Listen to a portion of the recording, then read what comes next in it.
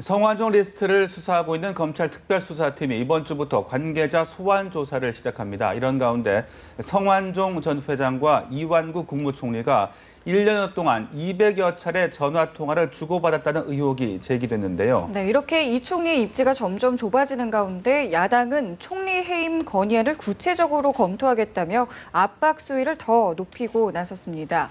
이 취임 2개월 만에 운명의 기로에 놓인 이완구 총리와 향후 정치권 움직임을 오늘 브런치 이슈에서 짚어보도록 하겠습니다. 네, 오늘 김성수 시사평론가 양지열 변호사 나오셨습니다. 안녕하세요. 네, 안녕하세요. 안녕하십니까? 김성수입니다. 네. 네. 자, 200여 차례나 통화를 했다. 그동안 뭐 수시로 연락할 만큼 친한 사이는 아니었다는 이완구 총리의 발언과는 다른 내용이 나왔습니다. 이상하게 그런 것 같죠. 뭔가 이렇게 조여오는 게 점점 강하게 조여오고 빠져나갈수록 이렇게 빠져나갈 수 없는 그런 걸로 들어가는데 차라리 인정하시는 편이 나을 것 같다는 생각이 들죠. 말씀하신 것처럼 200여 차례인데 그중에 물론 한 150차례 정도는 성 전 회장이 직접 전화를 한 거고 그리고 나머지 60여 차례 같은 경우는 물론 통화가 이루어졌는지까지 확인되지 않았지만 이완구 총리가 직접 전화를 먼저 거신 걸로 확인이 됐거든요. 이런 정도라고 한다면 두 분이 특별한 관계가 아닐까. 더군다나 어색한 변명이 한 번 있었잖아요. 이게 원내대표와 의원 사이였기 때문에 만난 것이다. 근데 원내대표와 의원 관계라는 게 한 달 정도밖에 지속이 안 됐기 때문에 1년 동안 200여 차례 저는 요즘 같은 경우는 그렇게 자주 통화를 하는 사람이 개인적으로 아예 없는 것 같은데요. 누구 특정인이? 네. 저 정도면 굉장히 각별한 사이라고 보는 게 상식이겠죠. 네. 물론 실제로 통화가 얼마나 이루어졌는지 통화로 이어진 횟수는 저희가 모릅니다만 분명하게도 어쨌든 해명은 좀 필요할 것 같다는 생각이 들어요. 그렇죠. 실제로 지금 양 변호사님께서 말씀하셨지만 1년에 한 200차례 정도 전화를 한다면 저 같은 경우는 저희 아버님하고도 200차례를 전화를 잘 안 하는 것 같아요. 왜냐하면 서로가 살다가 바쁘다 보니까 최근 들어서 그쪽 아버님이 사시는 동네 쪽에 방송이 있어서 그것 때문에 오히려 통화를 자주 하게 되는 그런 상황인데 그러면 우리가 보통 서민들이 이 먹고 살기 바빠가지고 주변에 지인이라고 하는 사람들하고 연락하는 그런 패턴들을 한번 보시면 200차례라고 한다면 굉장히 가까운. 그럼요. 예. 뭐, 최소한 동문 정도 이상의 그런 친밀도가 있어야 되는 상황이기 때문에 이 기록 자체만으로도 정황상의 증거는 충분하다. 이렇게 생각이 됩니다. 그리고 이완구 총리가 처음에 말씀을 하셨다가 말씀을 번복하는 그런 어떤 내용들도 계속적으로 이제는 좀 어느 정도는 친밀도가 있지 않았나 하는 정도까지 와 있어요. 네. 그리고 네. 워낙 두 분이 유세라든가 이런 걸 통해서 같이 사진에 잡히거나 동영상에 잡힌 것도 너무 많이 나와요.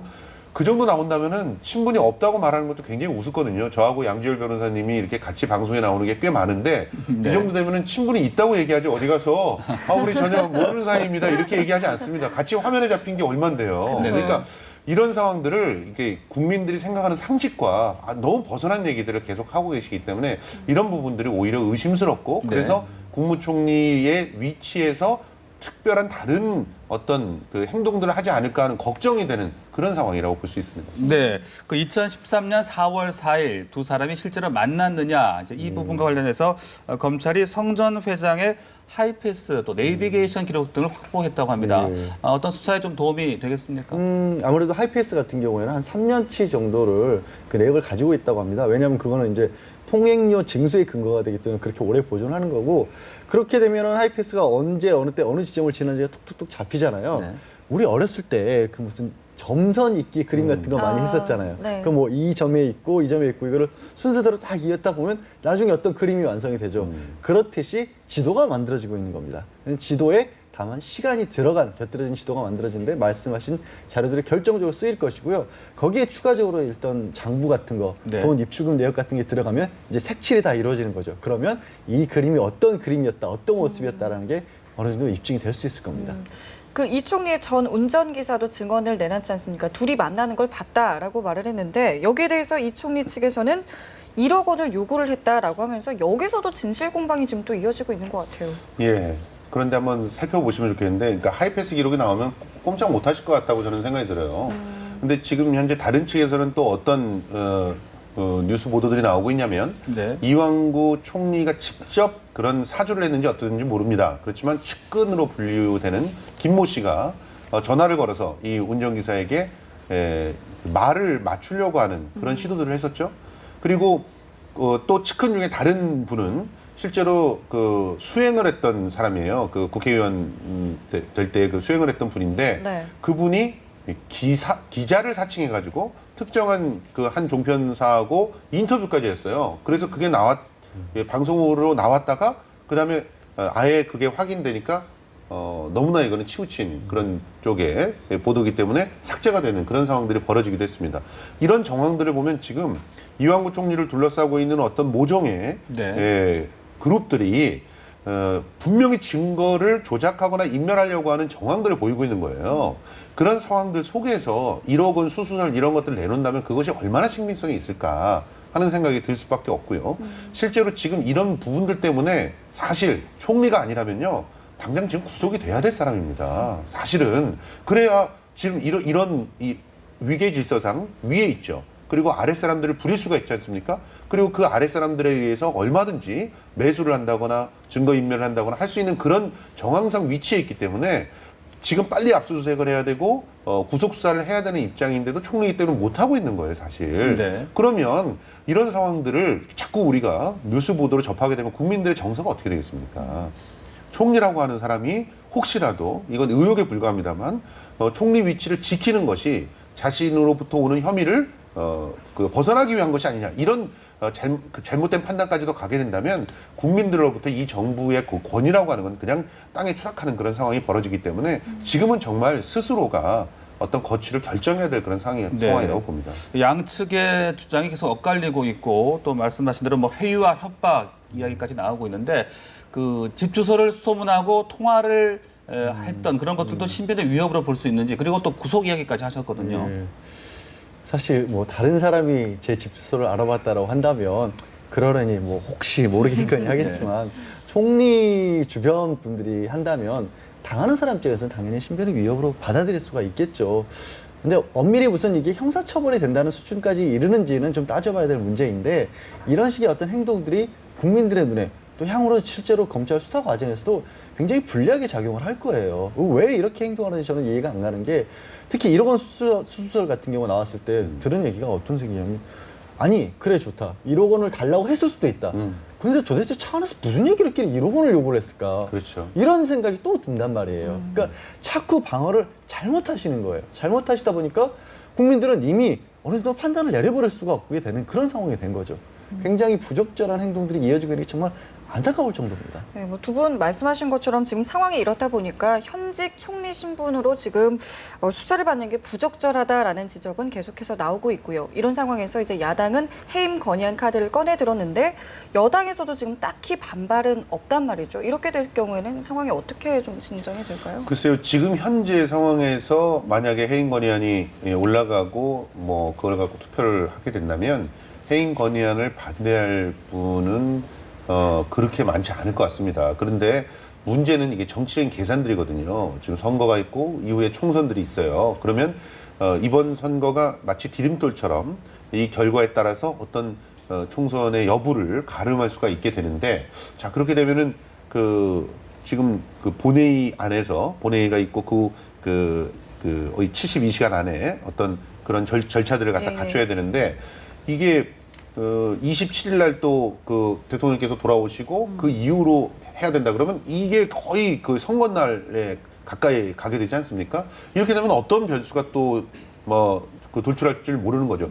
만약에 29일 이후가 돼서 결과가 딱 나왔는데 새누리당한테 굉장히 유리한 결과가 나오고 그러면서 뭐 상황이 전개된다. 그러면 해임 견의안을 갖다 거부할 수도 있겠죠. 우리가 이렇게 지지를 받고 있는데 하면서 그렇지만 지금 현재의 수준이라면 선거가 굉장히 위태위태한 상황이고 그리고 이 위태위태한 상황이 만약에 문재인의 압승이다 이런 식으로 이제 일컬어지잖아요. 그렇게 되면 그 이후에 총선까지 굉장히 새누리당이 어려워질 가능성이 높습니다. 실제로 이번 구도를 김무성 대 문재인의 구도로 보는 그런 전문가들도 굉장히 많거든요.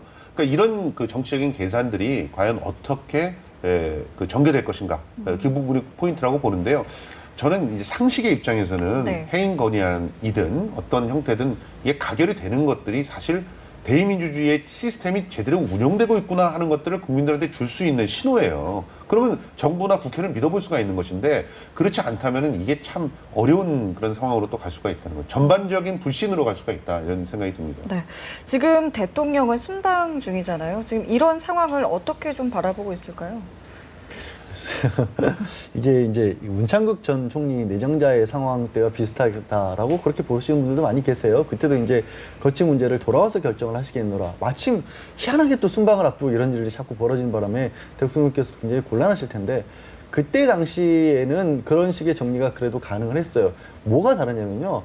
일단 비록 뭐 시한부라고 그때는 시한부로 했지만 정호원 총리가 현직에 있었던 상황이고 그렇죠. 내정자예요. 지금은 총리가 내정자가 아니라 현직 총리이고 그렇죠. 이후에 누가 총리를 맡을지를 모르는 상황이에요. 더군다나 지금 줄줄이 이렇게 낙마를 했는데 후보자를 낙마를 하고 현직 총리도 낙마를 하는 상황에서 그다음 누구를 유임시킬 수도 없는 상황이기 때문에 현재로서는 굉장히 어려운 상황이고 두 번째는 수사가 이 현재 이완구 총리에서 그치라는 보장이 없는 거거든요. 그렇죠. 네. 리스트 자체에서 현직에 지금 당장 비서실장까지도 거론이 됐던 상황이기 때문에 수사가 어떻게 되건 떠나서 부담감이 너무나 커요. 정치적 부담감이. 그래서 아마도 뭐 조심스럽긴 하지만은 조금 더 늦춰서 미루고 나서 최소한 뭔가 선거 결과 이런 거라도 좀 지켜보자는 쪽으로 갈 가능성도 저는 없진 않다. 그러니까 이게 참 위험한 일들이거든요. 그러니까 선거 결과가 모든 것을 가늠하게 되는 상황이 벌어져 버리면 선거의 분위기들이 과열되고 그 선거에서 온갖 이제 또 여러 가지 공세들 이런 것들이 뭐 책임지지 않는 상태의 모든 사실 불법적인 일들까지도 가능한 그런 상황이 됩니다. 그러면 전국이 더 혼란스러워지죠.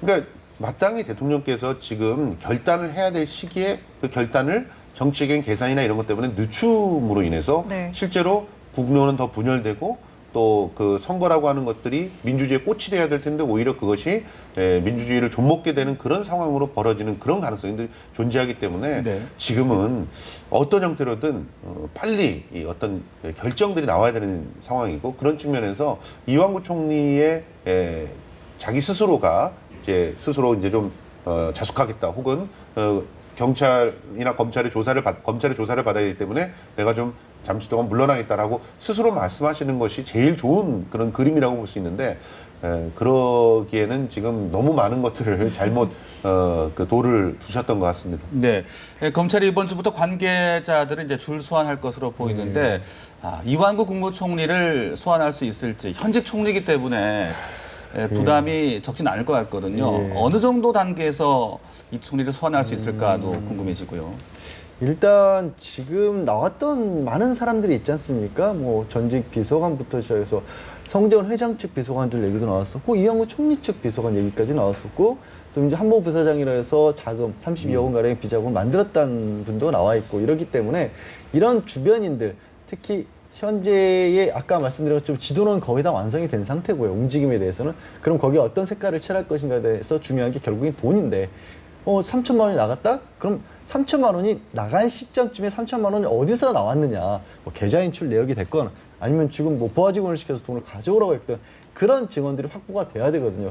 그 다음에 최종적으로 확인 정말 꼼꼼한 그림이 나와서 확인 정도 하는 차원에서 이 총리를 불러야 될 텐데 첫째는 유리한 점, 유리하다기보다 검찰 측이 유리한 점은 뭐냐면 이완구 총리 측에서 방어막을 잘못 치셨어요. 방어막을 뭘 잘못 치셨냐면 다 아는데 성전 회장도 잘 알고 친분도 있고 한데 돈은 안 받았다고 처음에 시작을 하셨으면 네네. 이게 굉장히 어려운 수사가 되는데. 어려운 수사가 되는데 네.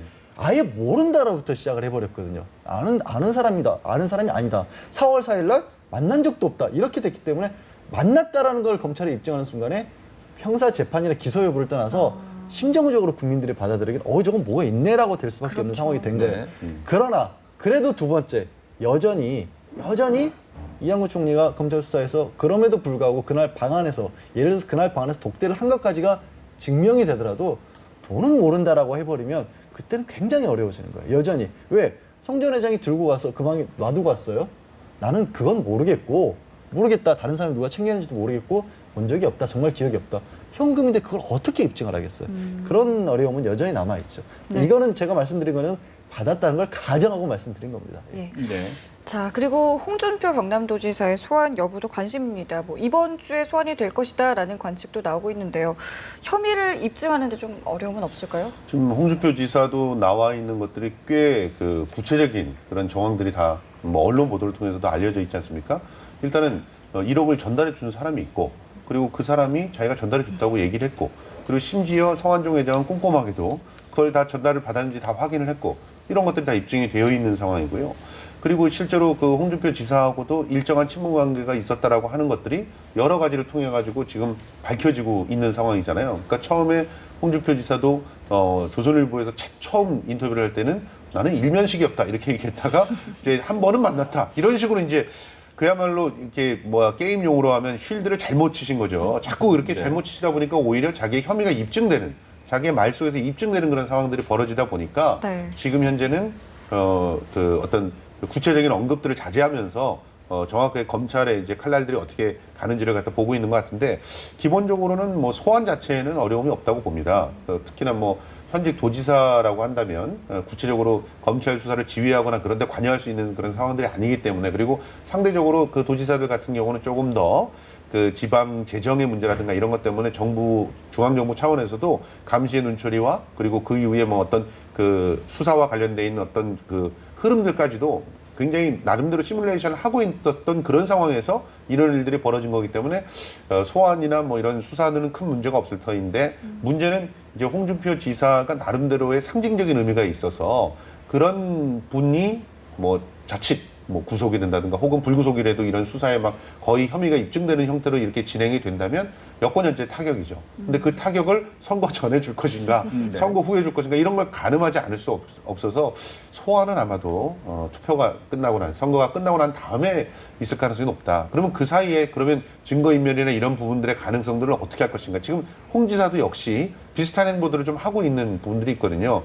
뭐 그 실제로 배달 사고라고 하는 그런 네. 것들을 입증하기 위한 노력들을 하고 있는 것 같은데, 그런 노력들이 그 수사에 영향을 끼칠 가능성도 있다고 봅니다. 네, 말씀하신 뭐 배달 사고, 뭐 윤 씨가 개인적으로 썼다, 뭐 이런 여러 가지 이야기들이 나오고 있는데 어떤 점에 좀 주의를 해야지 그 사실을 밝혀낼 수 있을까요? 일단 지금 검찰 같은 경우에 그 의원회관실 방명록 같은 것을 확인을 해서 그 윤 씨가 그 말한 날짜에 방문을 했는지까지는 밝혀질 것으로 보여요, 확실하게. 그 다음에 이제 문제라기보다 다른, 오히려 저는 수사의 방법에 있어서는 이완구 총리에 대한 부분보다 홍준표 지사에 대한 수사가 조금 더 용이한 점이 있어요. 무엇보다 돈을 줬다라고 하는 부분은 아까 그랬잖아요. 이완구 총리가 만났어도, 만난 것까지가 증명돼도 그날 그래서 돈 안 받았다고 하면 그 다음은 굉장히 곤란해지는데, 왜? 그때 필요한 건 대질 조사거든요. 돈을 줬다는 사람, 돈을 받았다는 사람 둘이 딱 마주보고 앉아가지고 그때 어떻게 줬냐. 검찰에서는 이제 얘기를 하는 거죠.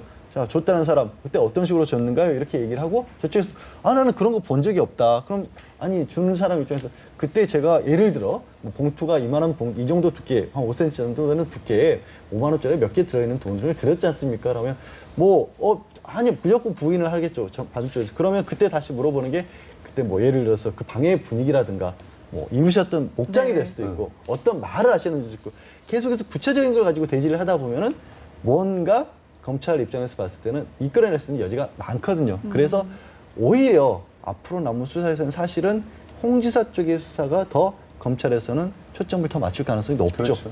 왜냐하면은 이쪽은 그 홍 지사 같은 경우는 돈을 주는 사람이 지금 살아있거든요. 그리고 증언을 하겠다고 나섰고. 네. 그런데 고 성완종 회장은 돌아가셨기 때문에 이완구 총리의 입장에서는 독대를 한 상태에서 돈을 줬다면 그걸 입장하기 굉장히 어렵다. 뭐 예를 들어 독대를 할 때 돈을 받았던 그런 상황을 시인하는 녹취라든가 뭐 이런 것들이 나온다면 또 상황이 달라질 수가 있습니다. 그러니까 지금 현재 막 이렇게 회유를 하시려고 접촉을 하신다거나 이럴 때 오히려 그런 실수를 하실 수가 있어요. 그러니까 그런 이 상황들이 이완구 총리한테는 불리하게 더 갈 수 있는 상황이라 이렇게 볼 수 있습니다. 네, 또 방금 속보가 들어왔는데 문재인 대표가 더는 못 기다리겠다, 해임 건의안을 추진하겠다, 여당의 협의를 요청한다는 소식이 들어왔습니다.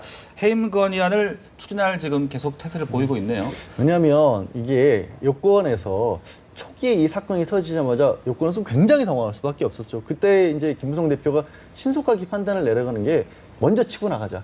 특검 얘기 먼저 꺼내고 먼저 신속한 수사 촉구하고 성역업무 수사하자라고 해버리니까 막상 야권에서 할 게 없어진 거예요. 문재인 대표가. 네. 그러다 보니까 할 게 없어서 그냥 선곡을 뺏겼을 뿐인데 선곡을 안 한 이유가 뭐 야권도 뭔가 캥기는 게 있어서 안 하는 거 아니야? 이런 식의 오히려 여권까지 받다 네. 보니까 그렇다면 남은 승부수를 던질 수 있는 건 해임 건의안 적극적으로 나서는 것밖에 없는 그런 상황인 거죠, 사실은. 네. 예. 지금 그 발빠르게 이렇게 진행시키는 것이 야권한테 굉장히 유리합니다. 예, 지금 그 CBS를 통해 가지고 최근에 나온 한 여론조사에 의하면 성완종 리스트에 의해서 자기의 후보를 바꾸겠다라고 얘기를 한 그런 유권자가 전 지역에서 50%가 넘어요. 그러니까 강화 쪽만 빼놓고 나머지 지역에서 다 50%가 넘습니다. 그러면 결과적으로 내가 마음먹고 있던 유권자를 마음먹고 있던 후보를 성완종 리스트 때문에 바꿀 의향이 있다라고 하는 사람들이 적극적으로 투표를 하게 됐을 때 선거 분위기가 완전히 달라지는 그렇겠네요. 그런 일들이 네. 특히나 막바지로 가면서 있을 수가 있는데 그러면 야권에서는 이 문제를 계속적으로 언론에서 보도가 될 수 있게 해야 되는 것이고 어떤 형태로든 여권의 유력 인사들이 그야말로 이런 잘못된 그런 방어막들 때문에 곤혹을 치르는 모습들을 자꾸 노출시켜야지만 되는 것이죠. 그런 측면에서 해임 건의안을 바로바로 진행시키고 그 해임 건의안을 또 통과시키지 못하게 하려고 하는 그런 부분들이 있다면 그런 것들도 이제 폭로하고 하는 모습들을 보이면서 지금 뭔가 잘못된 것들을 바로잡으려고 하는 움직임들을 야권이 갖고 있다라고 하는 인상을 줄 수 있도록 준비를 해야 되는 것이죠. 그런 측면에서 문재인 대표의 저런 움직임들은 야권한테는 굉장히 긍정적이라고 봅니다. 네, 또 오늘부터 이제 각 상임위원회에서 또 공방이 이어질 것으로 보이는데 지금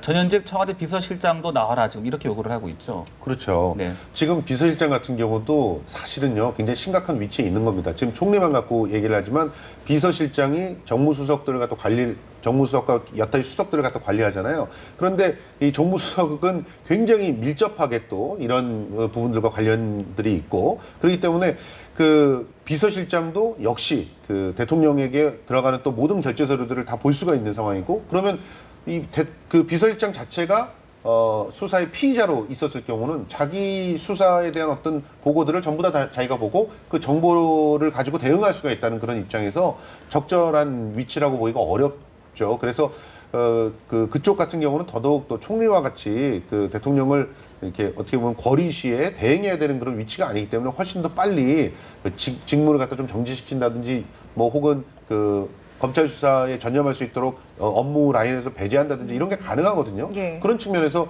비서실장에 대한 어떤 압박들도 좀 필요한 그런 상황이라고 봅니다. 네. 뭐 마지막 보루이기도 하고 어떻게 보면 제일 잘 알고 있는 분들이 또 비서실장일 수밖에 그렇죠. 없기 때문에 지난주부터 이제 김기춘 전 비서실장에 대한 언론에서도 의혹들을 많이 제기를 했고 김기춘 전 비서실장 같은 경우에도 만난 적도 없다고 했다가 또 한 번쯤 만났다는 얘기도 나왔었고 오늘 아침에 경향신문 같은 경우는 직접적으로 이제 대통령의 어떤 베트남 방문 같은 것을 거론하면서 김 전 비서실장이 여기도 관여를 할 수밖에 없었을 것이다라는 의혹을 제기를 할 거거든요. 그러니까 야권에서 이런 식으로 계속해서 공격의 빌미를 비서실장들에게 맞출 수밖에 없는 상황이고 그렇다면은 비서실장 뭐 이름이 거론되는 분들이든 아니면 직접적으로 가장 최근이었던 김기춘 전 비서실장이든지 간에 어떤 최종적인 결단을 하지 않으면 전반적으로 이게 여권에 계속 불리하게 작용을 할 수밖에 없겠죠. 그래서 야권에서 끊임없이 또 집요하게 물고 넘어질 수밖에 없는 구도고요. 네. 네. 그렇지만 이제 또 상황을 좀 지켜보면 야권이 마냥 또 이렇게 뭐 안심할 수 있는 상황도 아닌 것 같은 게 야권 인사의 이름이 적힌 성완종의 어떤 장부라고 해야 될까요? 그게 또 발견되지 않았습니까? 여기에 대해서도 좀 긴장을 하고 준비를 해야 될 것 같은데 이건 어떻게 보세요? 뭐 긴장하고 준비해야 될 게 뭐 있습니까? 문제가 되는 분들은 다 가서 조사받고요. 그 수사에 적극적으로 협조하는 그런 모습들이 야권의 살 길입니다. 지금 물타기 이런 얘기를 야권에서 많이 하시잖아요. 네. 물타기에 그런 의혹들이 있죠. 그런데 그걸 물타기다라고 하면서 자꾸 뒤로 숨기만 하면은 그러면 뭐 많은 사람들은 물타기라고 하는 말을 통해서 실제로 자기의 혐의를 갖다 부인하려고 하는구나라고 생각을 하게 되는 거죠. 그러니까 이런 조사들이 진행이 되면 그거 어쩔 수 없습니다. 야권의 숙명이거든요. 그러니까 당당하게 수사를 임하고 철저하게 협조하고 문 대표 같은 경우는 필요하다면 나부터 그 수사를 받겠다 얘기를 하셨잖아요.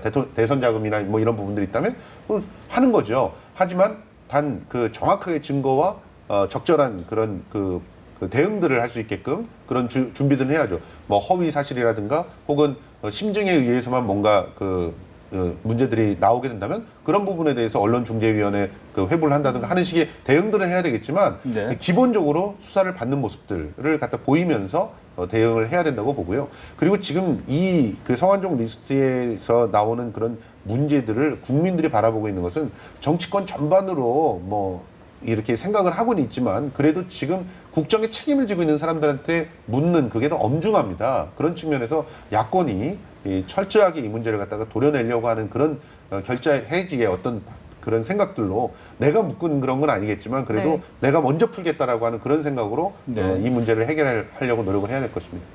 야권이 굳이 비교를 하자면 공격을 하는 입장이잖아요. 공격을 하는 주먹과 같은 입장인데 맞는 입장에서는요. 여기가 맞아서 아프더라도 다른 데는 멀쩡할 수가 있어요. 그러니까 방어하는 입장은 굉장히 여러 가지로 방어할 수가 있어요. 야권에서. 근데 공격하는 입장은요. 주먹에서 한쪽만 틀어져도 안 아파요. 맞는 사람이. 이 공격이 하는 쪽이 훨씬 더 똘똘 뭉쳐야 되고 그러려면 사실 이런 비자금 수세, 경제 문제에 관한 수사를 하다 보면 장부에서 뭐가 나올지 몰라요. 그리고 반드시 네. 뭔가 한두 명 정도는 연관이 된 게 나올 가능성이 높단 말이에요. 빨리 오히려 더 털어내고 더 깨끗해지고 더 아이고 뭐 수사 더 적극적으로 해야 되고 자칫 내부에서도 혹시 밝혀낼 부분이 있다면 밝혀내서 덜어내야 공세가 가능하죠, 사실은. 네. 앞서도 참 시기가 묘하다 이런 말씀하셨는데 4.19 재보선 얼마 남지 않았습니다. 이번 파문 판세에 어떤 영향을 미칠 거라고 보십니까? 이미 좀 미치고 있습니다. 그 성완종 리스트의 어떤 그 효과가 나오기 전에는 전반적으로 약간은 여권이 우세한 그런 형태들로 보합세의 그런 모습들을 많이 보였다면 지금 그 12일차 정도에서부터 나오는 그런 여론조사를 보면 10일, 12일차 정도에서부터 나오는 여론조사에는 조금씩 이런 그 리스트의 효과들이 나타나고 있거든요. 그리고 실제로 아까도 말씀드렸듯이 한 언론사에서 그 조사를 한 그런 여론조사에 의하면 성완종 리스트 때문에 내가 후보를 바꿀 적극적 의향이 있다 혹은 바꿀 생각이 있다 정도 뭐 이런 분들이 50%를 넘어서는 그런 모습들을 보이고 있기 때문에 이 부분이 앞으로 여권에서 말씀하신 대로 제대로 주먹을 사용하지 못해서 자기 스스로를 때리는 그런 일들이 벌어지지 않는다면 앞으로 열흘 동안을 줄기차게 이끌어 나갈 수 있는 중요한 아젠다인 것이고